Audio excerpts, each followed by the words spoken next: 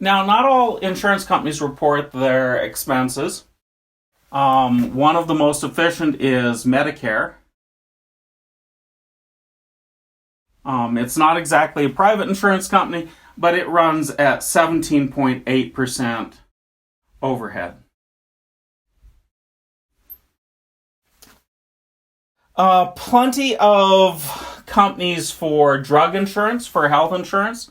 You'll see that their overhead is reported at average for the industry at 22.8%. For 22.1%, excuse me. Okay. For drugs.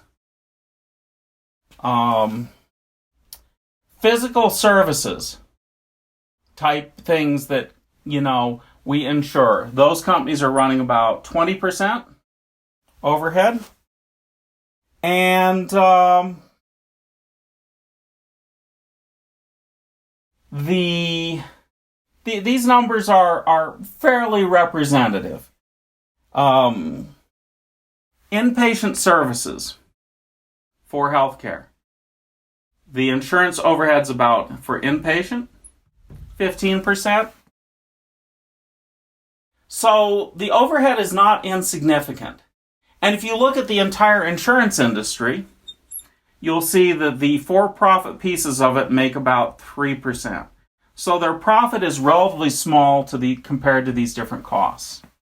So if you can do something about the cost structure, if you can do something that cuts one of these in half, that's going to more than double their profit. And when you start looking at things like that, saying, well, we're going to increase your profit 4x for the entire company, that is a big deal.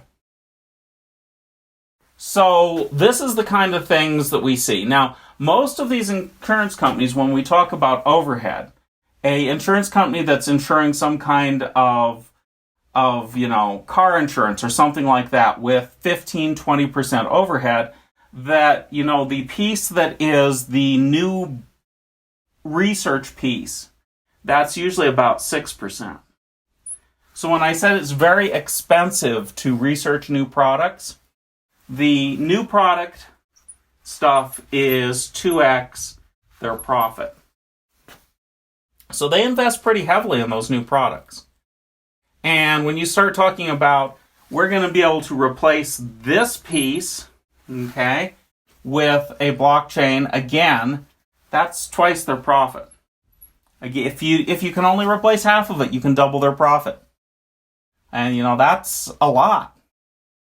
Billing and collection and those things, a well-run insurance company will spend 4% on it.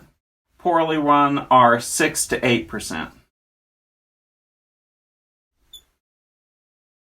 So these numbers suggest that percentage-wise, these companies have the opportunity to make a dramatic change to their bottom line.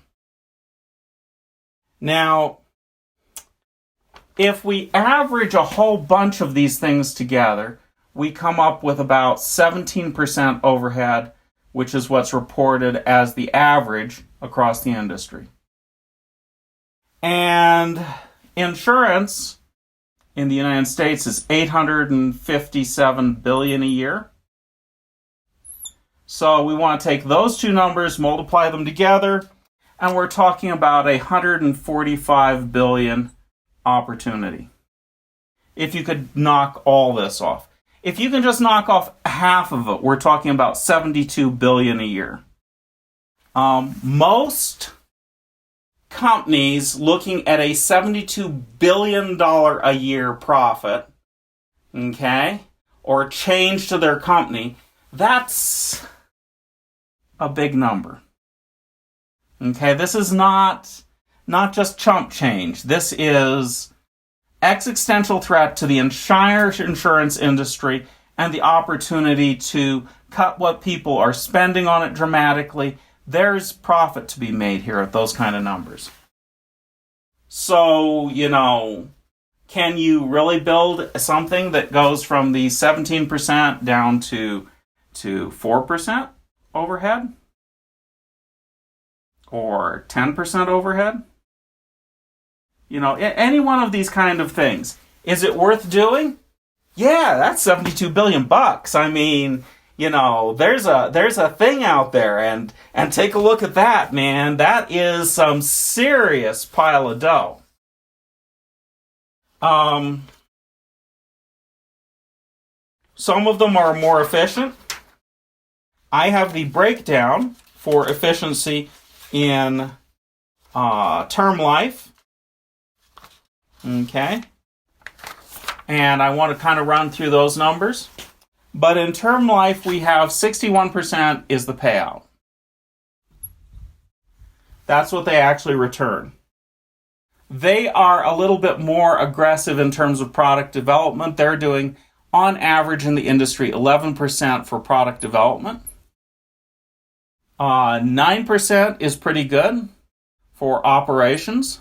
That's them maintaining computers.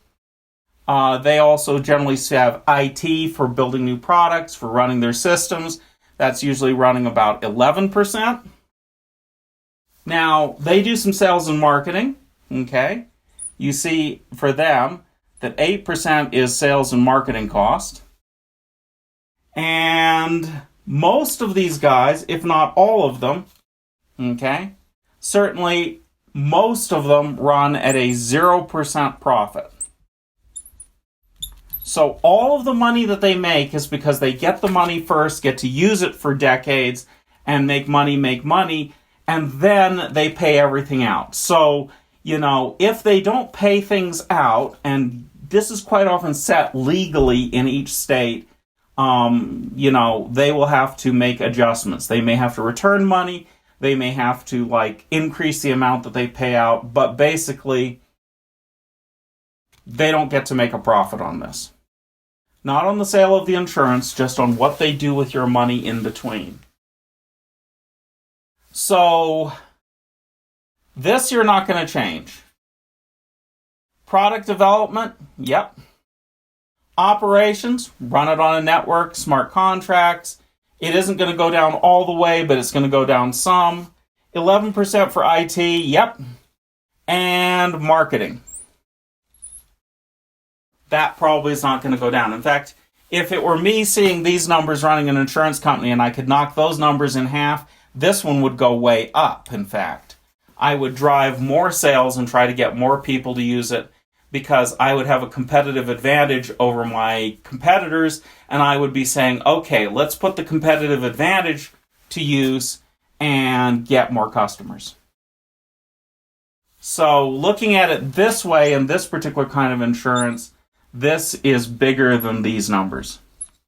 Okay? You actually have more opportunity than that. It's bigger than 145 billion. So, I don't know. I think there's some potential there. I think there's some potential for making the world a better place. I mean, does anybody who buys insurance really, appreciate 20, 30% here being used of the money you're spending for insurance on things that don't really benefit you? Okay, I mean, the object of insurance is to transfer risk from those who can't to those who can, and overhead is not a benefit to that process. So if you can figure out how to make that risk transfer run smoother as a financial instrument, everyone's coming out ahead. And I think blockchains will, over time, be seen doing that more and more.